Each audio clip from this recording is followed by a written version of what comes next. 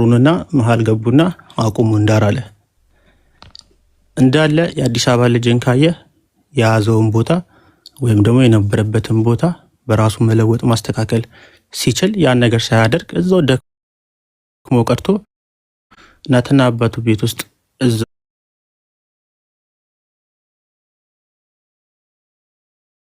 እየወለደ እዛው ሲኖር ያ ቦታ ደግሞ መስተካከል ሳለበት አንስቷቸው እዛ ጋር ሲያደርጋቸው እነሱን ስሜታዊ በማድረግ የኦሮሞ ህዝብ ወይም ደግሞ ብልጽግናን በኦሮሞ በመሳል እየጉዳቸው እንዳለ የመሳል ስራ ነው ይሰራባቸው ብዬ ነው ማስበው።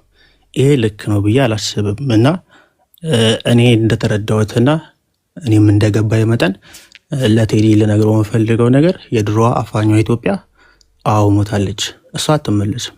ለእሷ ድንኳን ተክሎ ማልቀስ ሙሾ ማውረድ ይቻላል። ከፋፋያ ኢትዮጵያ አትመለስም። ሁሉም ኢትዮጵያ አሁን ባይዘዌ አንድ ነገር መታወቅ ካለበት እኛ ኢትዮጵያውያን ታሪካችን እንደ ታሪክ ተጽፎ ሊቀመጥ ይችላል።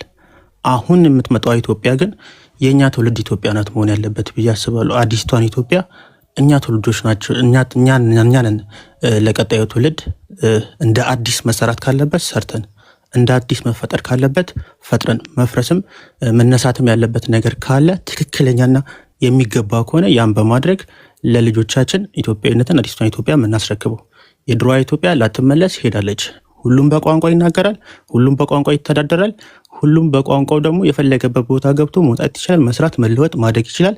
ሁሉም ከተሞች ደግሞ መልማት ካለባቸው ይለማሉ፣ ይስተካከላሉ። ጫካ ውስጥ ያላችሁ ግን ኑ ተጠጉ፣ በንግግር ፍቱ፣ አንድነትን ተናቀቅ። ቴዲ አፍሮ በኦሮምኛም በወላይትኛም በሲዳምኛም እንደ ፊቸሪንግም ቃላትም እንደዚሁ እያስገባ ወይም ደግሞ የብሔሩ ተወላጆችን እያስገባ እንዲሁም ለብሔር ብሔረሰቦች ቋንቋ የተቻለውን እድል ይሰጣል። በቋንቋቸው አትጠቀሙ ያለው መቼ ነው?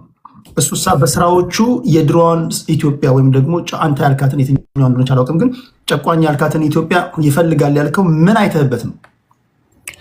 እንግዲህ እኔ ያየሁበት ከዘፈኖች እኮ መርዳት ትችላለህ እኮ ነገርኩ። የሚያወድሳቸውም የሚያከብራቸውም እጅግ በጣም ዝቅ የሚላቸውም የነገስታቶችን ነው ታውቃለህ።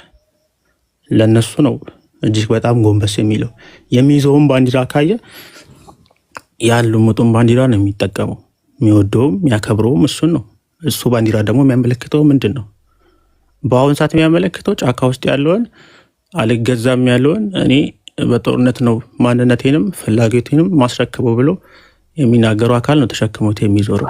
በዛ ባንዲራ ደግሞ የመጡ ነገስታቶች ሁሉንም በኩልነት አስተዳድረዋል ብለን አናስብም፣ ልክም አይደለም። ሁላችንም የምናውቀው ብዙ አይነት ጉድለቶች አሉ። ያን እያቀነቀነ የግድ መናገር አለበት ብዬ አልጠብቅም። ሲቀጥል ደግሞ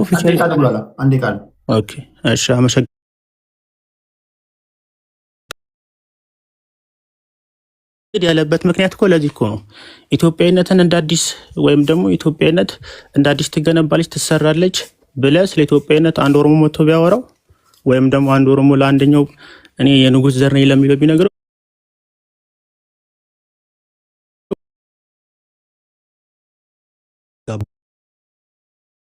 አድርጎ የሰራው አሁንም ያሉት እንደዛ ነው። አንተ እንዴት መተለኝ ትነግረኛለህ ኢትዮጵያዊነትን? አንተ ማነህ የሚል ስሜት ነው ውስጣቸው ውስጥ እንዲሰርጽ ያደርገው። ይሄ ትክክለኛው እኛ ከምንተነትነው ውጭ ቀጥተኛ ሰዎች ላይ ሰፍሮ ያለው ይሄ ነው። በየቤቱ ዞር እያየው ነበርና እንደዚህ አይነት ስሜት ነው ውስጣቸው ውስጥ እንዲጋባ ያደረገው። ይሄ ደግሞ ልክ አይደለም ብዬ ነው ማስበው። ቴንኪዩ ቡላላን እናመሰግናለን። ከቡላላ ቀጥሎ የምንሄደው ፎር ዘ ኮመን ጉድ ወንድማችን ፎር ዘ ኮመን ጉድ እንዴት አየው የቴዲ አፍሮን ዳስ ጣልን? ሃይ ቴዲ ቴንክ ዩ ድሉን ስለሰጠኝ።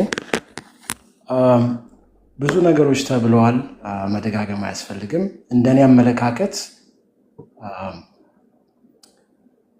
ቴዲ ይሄ ዘፈን ዳስ ጣል ዘፈን ያጠቃው ኦፒዲዮ ወይም ታርጌት ያደረገው ኦፒዲዮ ወይም አብይ ነው የሚለው እምነት አለኝ።